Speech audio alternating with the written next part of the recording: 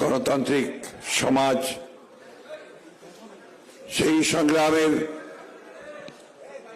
নায়ক এবং আমাদের তরুণ প্রজন্মের ভবিষ্যৎ বাংলাদেশ জাতীয়তাবাদী দলের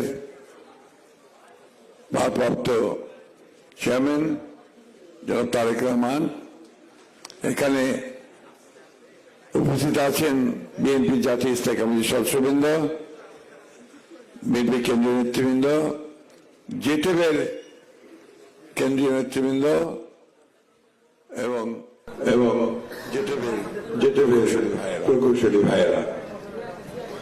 আমি প্রথমেই নিতে চাই, উদ্বোধক বোধহয় আমি ছিলাম না, উদ্বোধক ছিলেন বোধহয় আমাদের ডক্টর জাহিদ সাহেব, কারণ উনি সকালে এসে শুরু করেছেন এটা এবং উদ্বোধন করেছেন।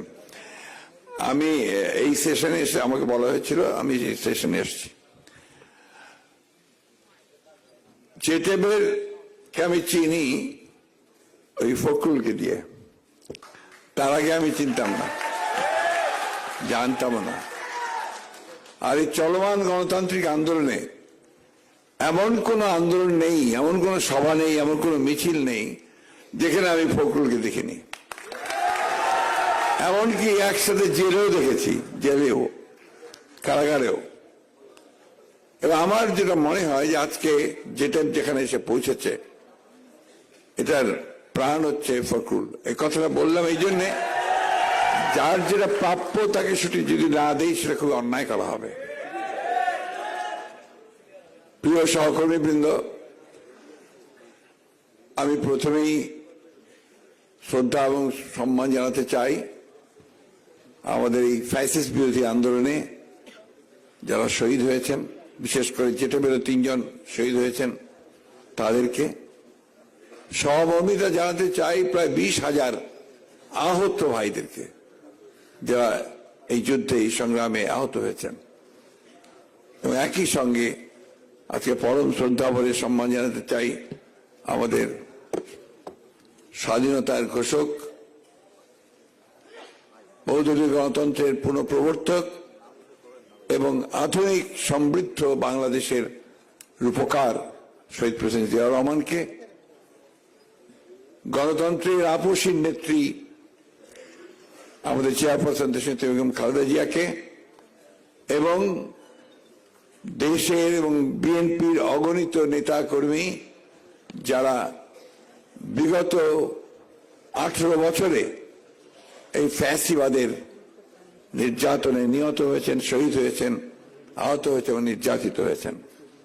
এই কথাগুলো এই জন্য বলছি যে তাদের সম্মান দেওয়াটা আমাদের প্রধান দায়িত্ব বলে আমি মনে করি। তাদের আত্মত্যাগের ফলেই আজকে আমরা একটা আলো দেখছি এবং সম্ভাবনা দেখছি। আমি বক্তব্য একেবারেই দীর্ঘ করবো না, কারণ বক্তব্য রাখবেন আমাদের চেয়ারম্যান মহোদয়। আমি শুধু যে কথা বলতে চাই, এই যুগটা হচ্ছে প্রযুক্তির যুগ। একটা চতুর্থ বিপ্লব হয়েছে প্রযুক্তির। সেই বিপ্লবের পরে পুরো বিশ্ব সভ্যতা এখন কিন্তু পরিবর্তিত হয়ে যাচ্ছে। এই যে আপনাদের মোবাইল টেলিফোন, সোশ্যাল মিডিয়া, আপনাদের টুইটার, হোয়াটসঅ্যাপ, ফেসবুক সবকিছু কিন্তু গোটা সমাজকে পরিবর্তন করে দিচ্ছে। তো এটা একটা অত্যন্ত গুরুত্বপূর্ণ ভূমিকা রাখছে রাজনীতিতে, অর্থনীতির নীতি তৈরিতে, সর্বক্ষেত্রে। এই প্রযুক্তিকে কিন্তু আমাদেরকে ধারণ করতে হবে। এই কথাগুলো আমি আপনাদেরকে এই জন্য বলছি, যেখানে যারা বসে আছেন সবাই আপনার প্রকৌশলী, হতে পারে একটা বিশেষ বিষয় আপনার প্রকৌশলী টেক্সটাইল ইঞ্জিনিয়ার্স। টেক্সটাইল ইঞ্জিনিয়ার্স এর ক্ষেত্রেও আমার যেটা বক্তব্য, যে আপনারা এই দেশে এমন একটা সেক্টরে কাজ করছেন যে সেক্টরটা এই দেশের সবচেয়ে বড় অর্থনৈতিক ক্ষেত্রে তারা অবদান রাখছে। এর যে আমরা যে বৈদেশিক মুদ্রা অর্জন করি তার সিংহভাগ আসে এই সেক্টর থেকে। তো এখানে আপনাদের যে ভূমিকা, সেই ভূমিকা থেকে কখনোই খাটো করে দেখা যাবে না এবং তার উপযুক্ততা অর্জন করতে হবে আমাদেরকে। আজকে চ্যালেঞ্জটা শুধুমাত্র এই সরকারের নয়, কারণ এটা একটা ইন্টারিম গভর্নমেন্ট।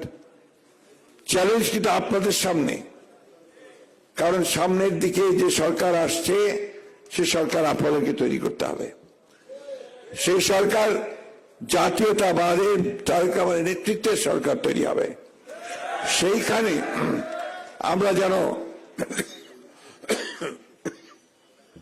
দুঃখিত, আমরা যেন সর্বক্ষেত্রে, বিশেষ করে প্রযুক্তির ক্ষেত্রে আমরা যেন সবচেয়ে বড় ভূমিকা রাখতে পারি, অবদান রাখতে পারি এবং নেতৃত্ব দিতে পারি, সেভাবে নিজেদেরকে তৈরি করতে হবে।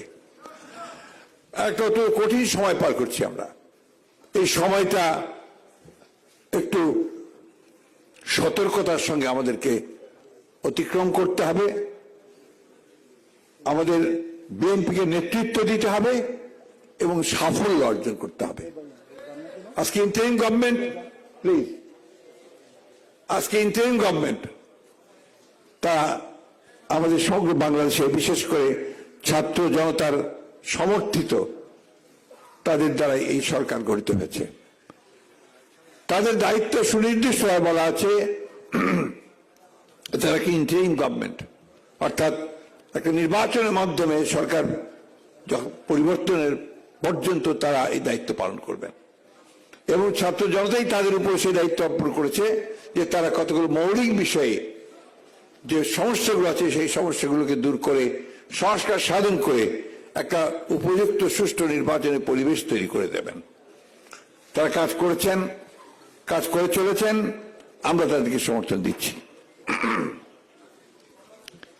কিন্তু একই সঙ্গে কথা খুব স্পষ্ট করে আমরা বলতে চাই যে বাংলাদেশের মানুষের মূল যে আকাঙ্ক্ষা, সে আকাঙ্ক্ষা হচ্ছে একটা গণতান্ত্রিক রাষ্ট্রের, একটা গণতান্ত্রিক সমাজের। সেই আকাঙ্ক্ষাটাকে বাস্তবায়িত করতে আমাদের যে সমস্ত সমস্যাগুলো সৃষ্টি হচ্ছে সেগুলোকে দূর করতে হবে। তার বেশি কিছু করতে গেলে সময় যত বেশি যাবে তত বেশি সমস্যা তৈরি হবে। আমি কথাটা স্পষ্ট করে বলতে চাই, নির্বাচন কেন্দ্রিক যে সমস্ত সংস্কারগুলো আছে সেই সংস্কারগুলো দ্রুত সম্পন্ন করতে হবে এবং আশা করব যে আমাদের নির্বাচন ব্যবস্থা, আমাদের প্রশাসন, নির্বাচন কেন্দ্রিক প্রশাসন, আইন শৃঙ্খলার ব্যবস্থা, বিচার ব্যবস্থা, এগুলোর সংস্কারগুলো করেই আমাদেরকে অতি দ্রুত আমাদের নির্বাচনে যাওয়াটাই হবে এই দেশের মানুষের জন্য সবচেয়ে কল্যাণের। আমরা একটা জিনিস আমাদের নিজের মধ্যে আনতে হবে। আমরা মানুষের সামনে, যারা আমাদের চেয়ারম্যান সাহেব যে কথা বারবার বলছেন, যে আমরা মানুষের সামনে আমাদের যে ইমেজ, বিএনপির ইমেজ, সেটাকে যেন আমরা আগে যেভাবে ছিল সেইভাবে যেন ধরে রাখতে পারি।